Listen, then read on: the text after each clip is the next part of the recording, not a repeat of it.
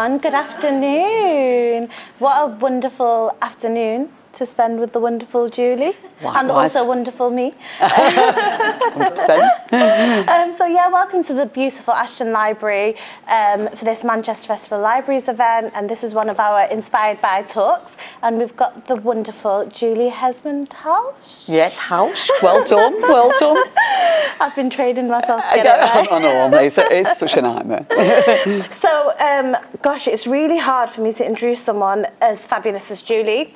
So I've got some notes here. I'm not going to do the thing where I'm reading off the notes, but like I've been inspired by this woman ever since I was little, like watching you on telly, doing the groundbreaking work that you did on Coronation Street. It was just like phenomenal for me to see like a character like that on TV, and also just hearing about your work and watching you work over the last, like in my own career as an artist, it's just been like amazing.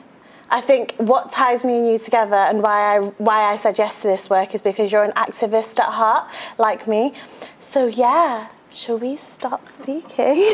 Well, I should introduce you, Yeah. Nasima. So, because what we decided was that this should be a chat between us, rather than like Nasima interviewing me in some way, because we've both got really different experiences of libraries and really, you know, lots of, we don't really want it to be a nostalgia fest because libraries are vibrant and happening now, but we wanted to sort of have like a chat about it, and for that to include you all as well. So if you can't, can you all hear us all right? Is that all right? Amazing. So Nasima, this is Nasima Bee, and Nasima is a poet, a theatre maker, a writer, a director, a producer. She's an activist, as she's already said, born and bred in Manchester, and quite an incredible poet. So I would urge you to look her up on YouTube. There's plenty of footage of her on there doing her amazing things. She's also a trustee of Young Identity, which is an incredible spoken word collective, which I'd urge you to look up as well if you don't know their work. It's a really fantastic thing. Is it just Manchester based, Young Identity? Is it national? Well, we perform nationally Yes. and internationally, but generally like our workshops are Manchester based. Yes. But we do lots of stuff around the city, so if you're interested, let me know and we'll have a chat about it. And Nazima's worked in all the major theatres in the city, the Contact. She's just got a commission. Am I allowed to say that? You've got a bit, no. She's got an exciting commission coming up, and watch this space. And so Nasima, what was your first experience of libraries, and what was your local library if you used one when you were growing up? So every single Saturday would open about 10:30, and I'd get there in time for it to open. Every single week in rotation would get 8 books. So by the time I was about 12 or 13, I'd pretty much finished all of the young people section at the library and went on to do some further reading. Bust into the adult section. Yeah, the adult section. And was it, and who took you? Did your mum or your dad take you when you were little, or did you just find it yourself? Did you go to school? Or? I think the first time I ever went was with my dad, but I have a nephew who's 4 years younger than me, and I used to take him every week, and that would be our thing. Couldn't stand his guts at that point when I was at that age, but now we're best friends. But that was our thing every Saturday. Go to the library, get the 8 books you want to read, and just finish through them. By like Wednesday, Thursday, I'd be itching to go back because I'd already finished my books, and I wanted to go and get my next set of 8 books, and then that was my childhood. And what did you love? Did you love novels, or did you love poetry? Because you're a poet now, is that where your love of poetry began? Definitely novels. I'd say novels for me. I never really started reading poetry until I was probably in my teens, properly reading poetry. I mean, we've done it at school, we've done all of that, but really reading it for myself probably as an teenager. But yeah, how about you? Well, give me your first library memory. Just before we do, I'm just really interested because I feel like, for me, it's a really strange thing growing up working class. Mm-hmm. So a lot of the books that I read were about very middle class lives, because obviously a lot of writers, and children's writers in particular, were middle class writers. So I feel like in a way it's given me a little bit of false memory syndrome. Me and my brother talked about this once. Like we saw someone like flying a kite on Blackheath, and we were like, kites. I feel like we never had a kite in our life, apart from maybe one of them plastic ones that you used to get, from like you might win in the arcade or whatever. And then like And we were just like, oh yeah, the books that we read were about this childhood that were about open spaces and kites and things like that. But that wasn't really the life that we were living in somewhere. So I'm really interested for you as a little girl of colour, as you were the books that you were reading very much outside of your own experience, or absolutely, yeah, because that's so fascinating. Absolutely, to me. And I think that's what pushed me to be a storyteller, because I mean, growing up and going in and out of libraries, seeing and reading all this stuff, even in literature, like even in TV, I never really saw anyone's character, even now, like any characters in books that represented me or had the nuances of who I was. And I think that's one of the strongest points of being a storyteller, is I get to tell that story, I get to create those narratives, and also liken them as much as they are to what a real British Bangladeshi Muslim girl is, rather than what, you know, XY director might write of what the perception of me is. So I think it's really exciting to be able to have that power to, well, I didn't see it, let me just write it myself. That's really exciting for me. That was your inspiration, really, that you were hearing all these adventures, reading all these adventures and experiencing those, but knowing that was from a lens that wasn't yours. But just the excitement in like how my imagination would travel from story to story to, like, one of my favourite writers when I was younger was Jacqueline Wilson, and all these amazing books that she'd write, like, and all these stories of kids with like, but I likened myself to those characters because I could see the similarities, but none of them were brown. None of them came from, you know, a working class background in Manchester like I did. You know, they had such different experiences, but equally, like, the imagination, the travelling, like, of where they were as characters and getting to the end of that story was just so inspiring to me. Yeah. No, that's really interesting, because Jacqueline Wilson was a massive part of my children's growing up as well. And obviously not for me. So for me, it was Enid Blyton, you know. And, of course, and it's really interesting. A really great friend of mine from Accrington, where I grew up, is a writer called Graham Caveney, and he wrote a memoir called The Boy with the Perpetual Nervousness. And Accrington Library, you know, which is, you know, a sort of beautiful building, appears quite a lot in that. But he talks about his love of Enid Blyton when he was little, and he said he knows it's really problematic, and that the cool thing is to go like, oh, Enid Blyton, no, bad or whatever, but he absolutely loved it, you know, couldn't get enough of it. And there's something about that storytelling, you know, even though it was a million miles away from the life that we were leading. You know, I was obsessed with Secret Seven, which was and Mallory Towers, which was basically a girls' boarding school, you know, which we used to play for hours. You know, and it was just like, it was just so outside my experience. It's so, yeah, of course you're of the generation of Jacqueline Wilson. It's generation. So my local library is Accrington Library, which was is still there, thank goodness, and it's like a massive, really majestic building, actually, that was gifted to the town by the Carnegie family. So it's called the Carnegie Public Library. It's still on in the stonework outside, and it has appeared, you know, in quite a lot of books, because it was such an inspirational place. You went through these massive doors. So I would go with my dad on a Saturday morning, and I don't know whether any of you remember this from libraries, where they had the newspaper stands. Obviously these are just like, no more, because they're not needed anymore. There were these dark wood stands where mainly older men would stand, and they had like a wooden baton to hold them in place so nobody would nick the papers, and you'd like turn it over. And my dad would go on a Saturday morning, he'd take me to the children's section of the library, which was a whole library of itself, where I later did work experience in my fourth year at school. Yeah, and I only remembered that when we were organising this event. I was like, I did my work experience in the children's library in Accrington. Not that I wanted to be a librarian, but it was a place that I knew and loved.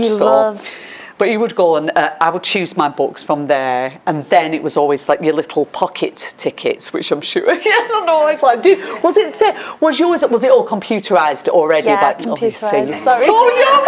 What's a pocket ticket? Well, it was like a little square sort of card thing, and what you would do, you'd add your name on. So when you became a member, you got this little thing, and you had to guard it with your life. Your librarian would always be really cross if you lost it. Where's your pocket ticket? Yeah. Same with library cards. Yeah, it's the same. It was a library card. That's what it was. And then, correct me if I'm wrong, each book would have like a slip in the front of it with a little sort of pocket in it where the ticket would go, and they would take that out and put it into your little pouch.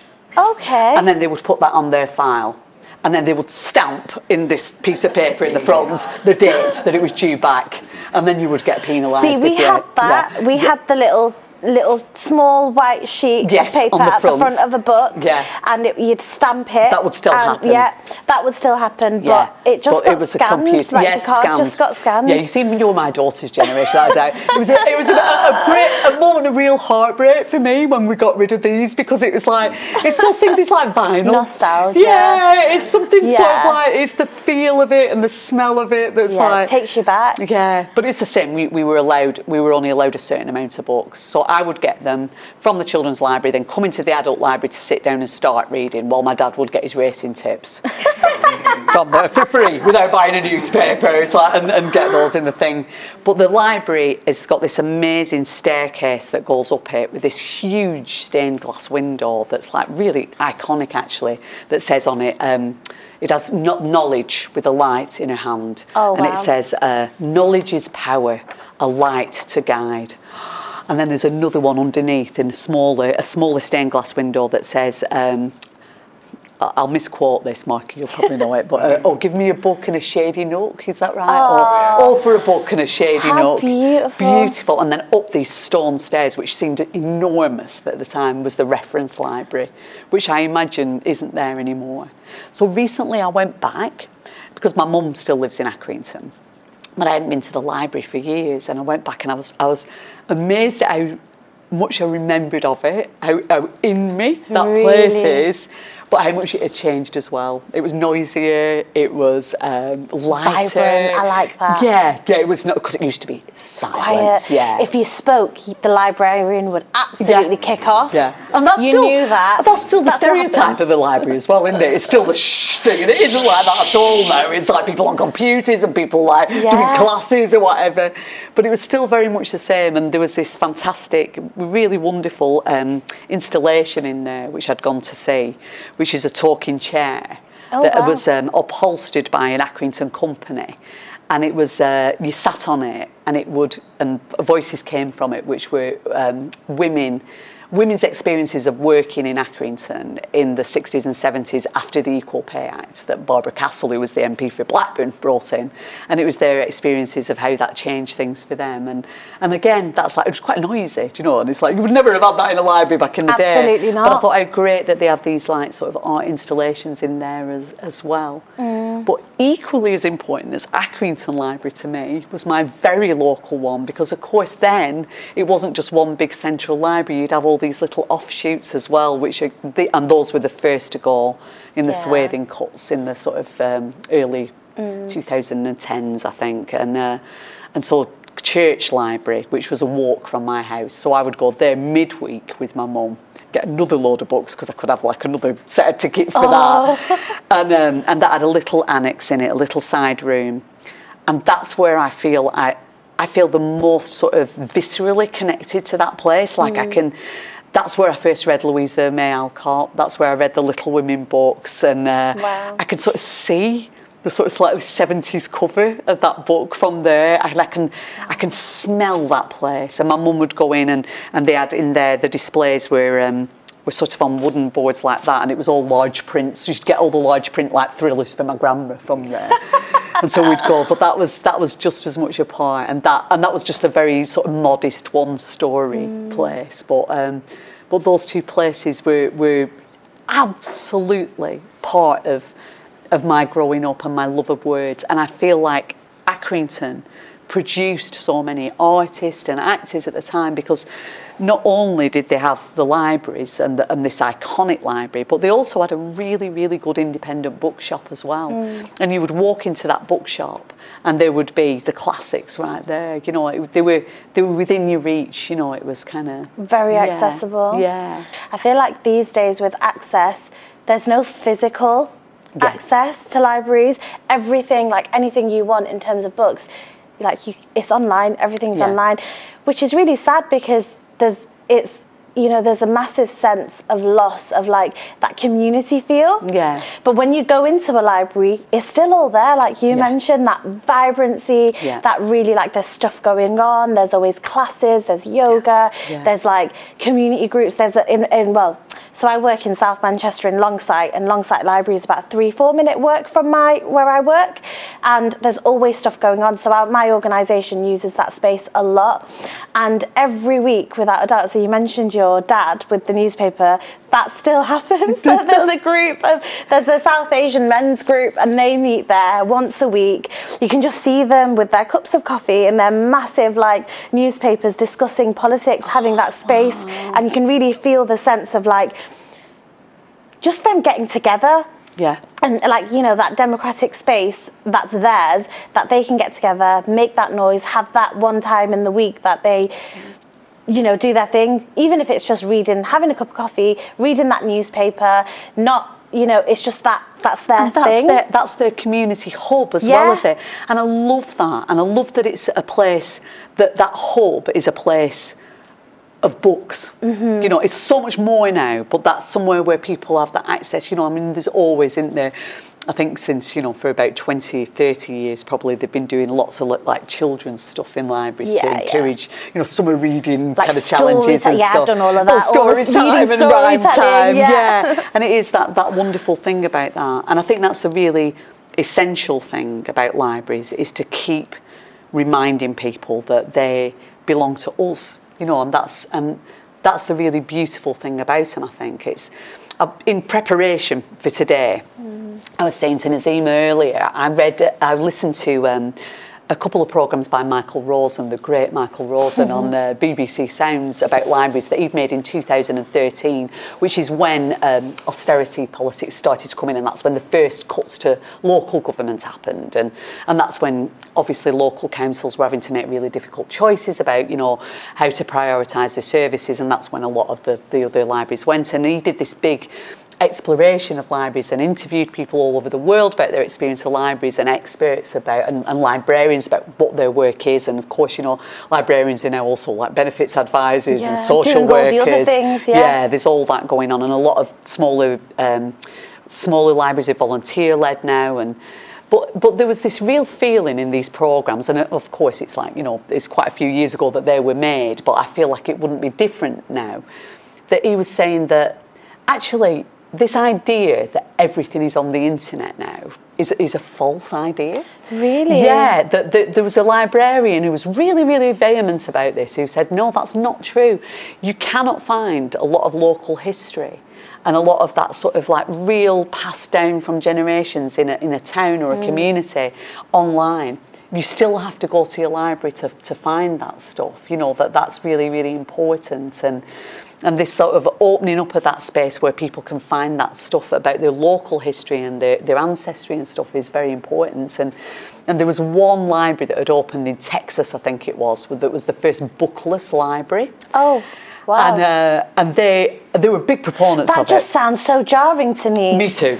I feel offended. Bookless library. I think Michael Rosen was a little bit, yeah. I know I'm a different generation, Julie, but absolutely not. We need books. Well, I think I think that even the people who were running the library, who were saying that you know, there were positive things about it, said that they hadn't given up on books. They still love books. And I thought that was really interesting, you know, when Kindles first came out, and everyone was like, that's the death of the bookshop, it's the death of books. It's absolutely like, not. And it isn't. And actually, sometimes we're so extreme in our thinking about anything, you know, like we think, like sometimes a couple of small local libraries that have shut, like mine did in my village in Broadbottom. There was one library in Mottram that was that is now flats, and of course on the surface that sounds like a big tragedy, and it was very sad when it shut because I had very fond memories of it.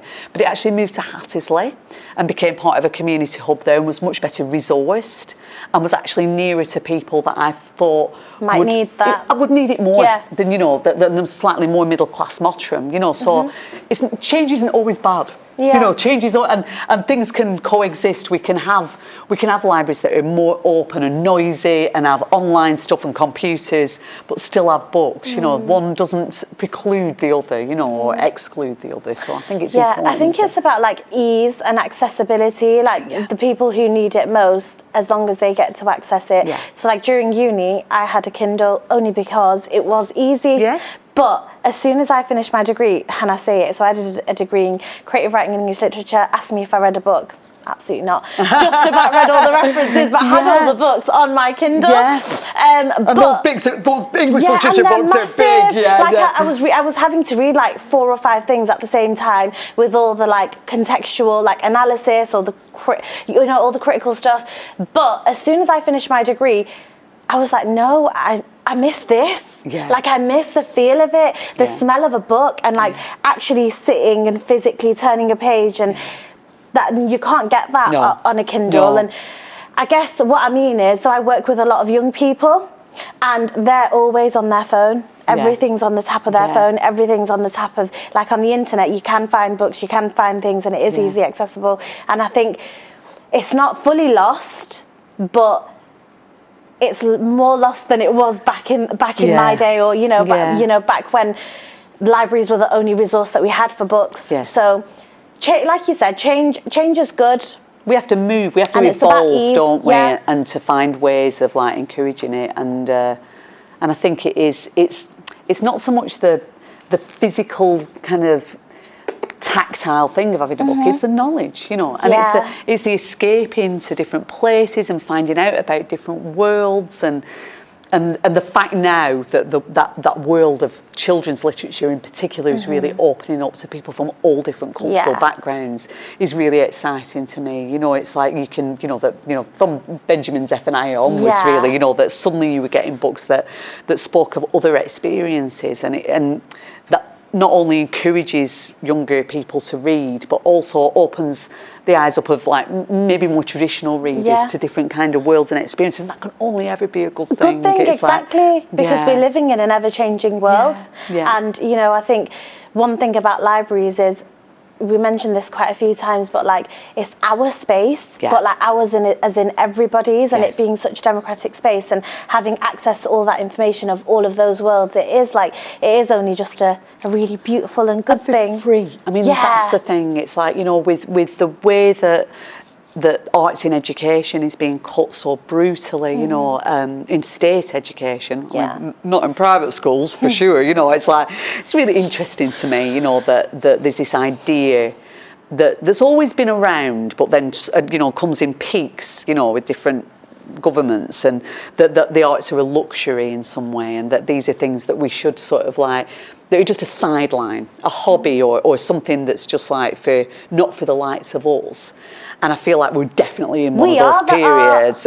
We absolutely are the art. Absolutely. But if you're never exposed to it, that's the thing. If nobody ever puts a book in your hand, you're never gonna experience that. If nobody ever takes you to the theatre or plays you a piece of music, if nobody puts I always say this is like, if nobody put a coin in Miles Davis's hand, we would never have had that. You have to try things to know that you're brilliant at them or whatever, and it's taking those opportunities away. And I think like a big public school like Eton isn't sort of putting millions, and it is millions of pounds a year into their arts education because they think that, we need to produce, the next Eddie Redmayne. I don't think they're particularly interested in producing artists. They know that for the well-being and self-esteem and confidence and communication skills, it's essential. So it's hard for me not to feel like sometimes it's a little bit of a conspiracy when they take that out of state schools, because what we end up is a two-tier thing, so people don't feel like they have a voice to tell their stories to the next generation and so on, and I think that is the most important thing, and that is something that libraries do in a way that other organisations that encourage literature and art and music in people can sometimes. Libraries are here, they're free to use. Yeah, and it's like self-led. as well. Like, you get to go in, you get to choose what it is that you want out of it. You get to choose what world you want to disappear in and where you want to go with libraries, whether that is like, you know, an audio book, whether that is like a, you know, whatever it is, like, that's your choice. And I think that's what's really exciting about libraries, is that they've always been at the tip of our fingertips. Yes. The first time I properly went to the theatre, I knew that it wasn't, well, not that it wasn't a place for me, but I knew how welcome I was, and I wasn't very welcome in the theatre space. So for me to be an artist and to be able to do all of those things is so exciting. And to all take back the theatre, like, absolutely, it's absolutely all ours. So yeah, it's important. That is really exciting thing, actually, isn't it? It is that thing of making these beautiful old buildings, especially. You know, we were talking earlier about, you know, the amazing libraries in Manchester, like John Rylands and Central Library as well. And in terms of theatre, you can talk about like the Royal Exchange. People are very intimidated by those buildings, especially when they have a sort of history attached to them, like the Exchange does, you know, colonialism and slavery. Absolutely.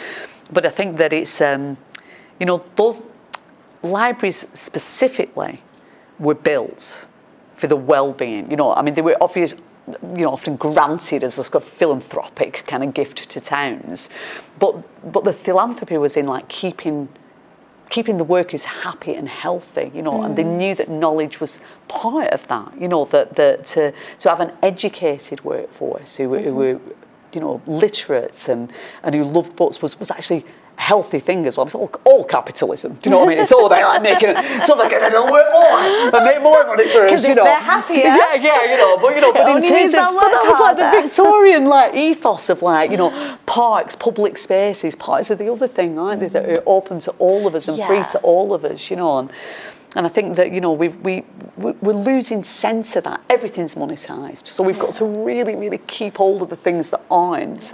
And parks and libraries are part of that. Yeah, absolutely. You mentioned there, Julie, you said take back the theatre. Let's talk about Take Back Theatre. Tell me about Take Back. Well, Take Back is basically just a little theatre company that I co-run with Bex Harrison, who's a writer, and Grant Archer, who's a visual artist, and we set it up a few years ago in response to the politics of austerity. Actually, you know, we wanted to create really a community of artists in Manchester. That the way we always describe it, that is that we inhabit the sort of middle of the Venn diagram that's between artists and activists, and to create work the way we can just put things together very quickly. So we have something what we call the 10-take model, which is we choose a theme, and then we get 10 writers, it's often more, to write something on a theme, and then we create these evenings. And it's dead interesting because people, you know, obviously have said a lot, you know, well, you're just preaching to the converted, you know, you're not going to, you know, we did one on Trump's inauguration night, we did a Take Back America. And, you know, we know that we're not going to get someone in like a MAGA hat coming and going like, oh yeah, I see the light now, you know, because some like Manx have done like an hour and a half on like how rubbish Trump is, you know. It's not about particularly changing people's hearts and minds. It's about starting conversations and about nuanced conversations. Yeah. And what I really love is the idea, and someone said this and it really, really resonated with me, is that people don't go to church or to mosque to be converted. Yeah. You don't go with doubts. I mean, you might go with doubt in your heart sometimes, but you don't go thinking, right, I'm going to hear something now that's going to like alleviate all doubts. What it is, it's about community and communion somewhere and congregation. That helps you keep the faith. Exactly. You know? Emboldens you. That's what it's about. And there is so much emboldening of the other side, do you know, at the moment. And that we need everyone so isolated behind the computer screens at home, so to join together and have these evenings where we say, right, well, what about this, and how this affects this person, or this, and it's the buzz in the bar afterwards that's almost more important than the work itself, you know, about creating that sort of togetherness, really. And, you know, we did one after Brexit called Take Back Togetherness. We did one about Trump. We did one called Take Back Our Bodies, which was one of our best ones, I think, at the Contact, which was about everything about the sort of politics of the body, whether that's gender, sexuality, ageing, sexual violence, all those things. It's a big night.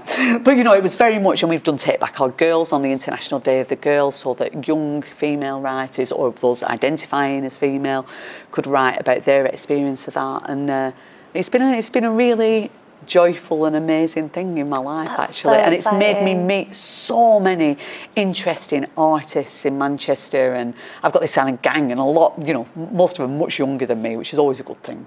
So I always think that, I always think I'm 35 because I hang around with 35-year-olds all the time. It's like terrible. It's just like, when you sometimes like mention the mums who were like my age, I'm like, that doesn't make any sense. You're really as old as you feel, Julie. Yeah, well, that's totally it. I'm still 18 in my head. Is that your age? Absolutely. It's got to be older with me. But all those things coexist in me. I'm 16, I'm 35, I'm you're all of 52. those I'm all things. of them at the same time. I want to, before we open it out, if you don't Yeah. mind, I'd really like just to read this one tiny little bit from, this is Jeanette Winterson's autobiography that I'm nodding on. It's amazing. It's such a great thing. So Oranges Are Not the Only Fruit was like a massive, massive book for me as I was growing up. It came out when I was in my teens, and because she was from Accrington and so much of it, and I know people that some of the characters in Orange Is Not the Only Fruit are based on. There's a character called Mrs. Sparrow that's based on my mate's mum, Mrs. Swan, in real life.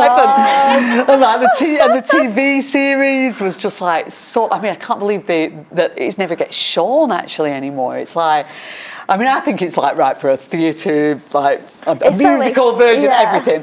But this book, this is her actual autobiography, whereas Oranges was like obviously based on the events of her life, and it's one of my favourite books of all time. And it's not just because she's from Accrington and also grew up in a very religious household, which I did too. I was a born again Christian and evangelist in my teens. I'm not anymore. No, there's Jeanette. I would never have guessed I know. Yeah. I had full body immersion, baptism and stuff. But Jeanette once said that you never lose the evangelism. You just shift it onto something else. And I really feel that actually.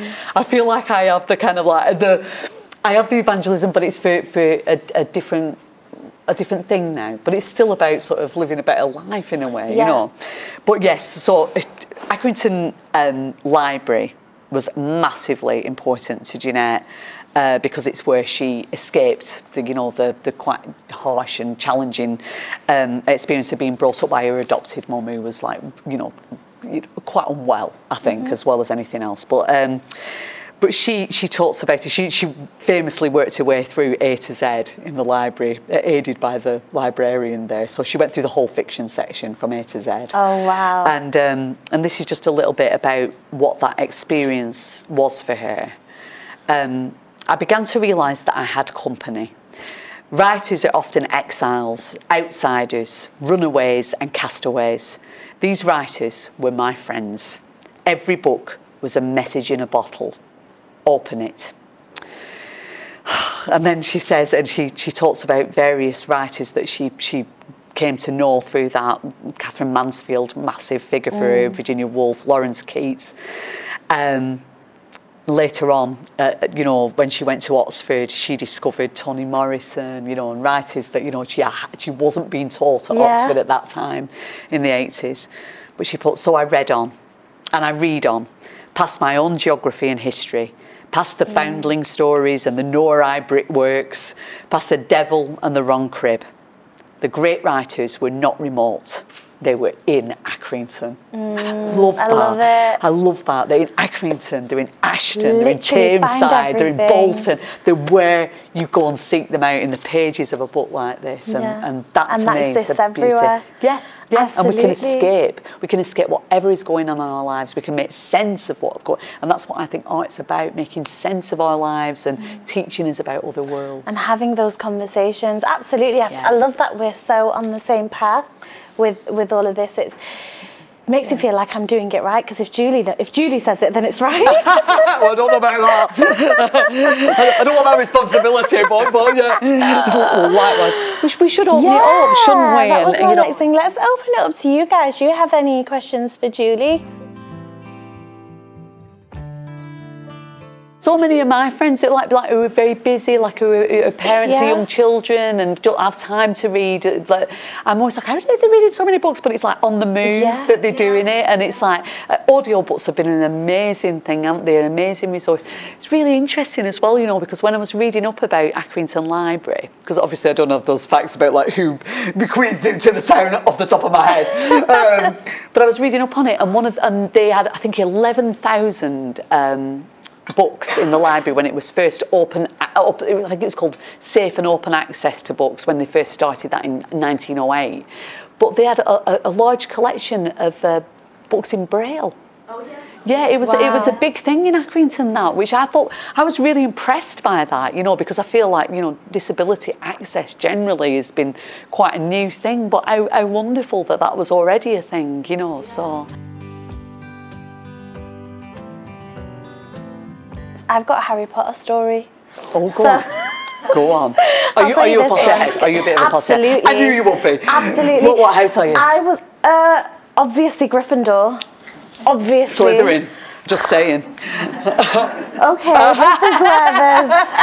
this is where there's a bit of friction. When I was little, I wanted to audition for Harry Potter because there was auditions near where I grew up in a local high school, but I was in primary school, so I was too young. So I begged my mum and dad, please let me go to those auditions. I know I was so confident I would get in, I would definitely get a place, but obviously I was too young, and they were like, absolutely not. No, never happened. Anyway, someone that I knew got a casting for it, and anyway, that was my story. But the other story is, when I was little and the Order of the Phoenix came out, I must have been about 12 years old, and Harry Potter was my world. Like, that was probably one of the stories that defined my childhood. If it wasn't Jacqueline Wilson, J.K. Rowling, like, absolutely, like, those stories, just the world and the magic that she created and took us to, like, it really excited me as a young person. And so when Order of the Phoenix came out, I got it the Friday that it came out. I was there, like, queued up before school, got the book all weekend, was on the final bit, but it got to the point that my mum was calling me and I was just not responding to anything. Because I was just like this, like, stuck in my book. Anyway, she confiscated the book and hid it when I was on the final bit, and oh my God, like, I looked everywhere for that book. And Sunday night, so she'd confiscated it on Saturday, I was almost finished. I was up all night. That's like torture, isn't it? All night, and I was looking. My sisters were just absolutely laughing their heads off because they saw how frustrated I was. Mum was like, nope, not getting it back. She hid it in the garden shed on one of the shelves, didn't come out until Sunday night. Like, I was reading it as I had found it, and I got in so much trouble. As you walk back I was getting in so much trouble, and she was like, oh my God, I can't keep her away from books. So I think she was pleased that I became a writer. So. Yes, yeah, because of that. Yeah, absolutely. It's funny because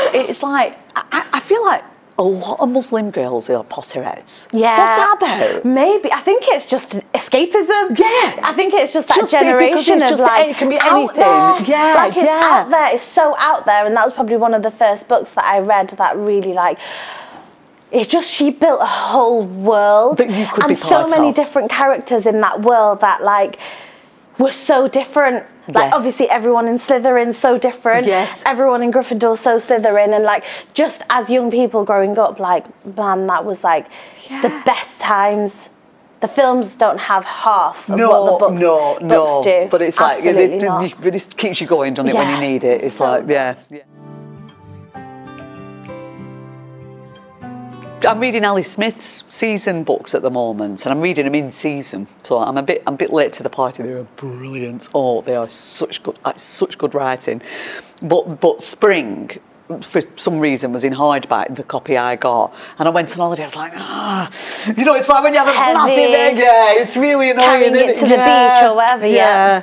And especially if you read them in bed, I've knocked myself out a couple of times. And you know, when you fall asleep, when you fall asleep, and it smacks you in the head. Yeah. And my husband says that I sit here like this, and I'm like. And he comes in and he tries to take it out of my hand, and I'm like, no, not asleep. Absolutely not. What are you reading, is it?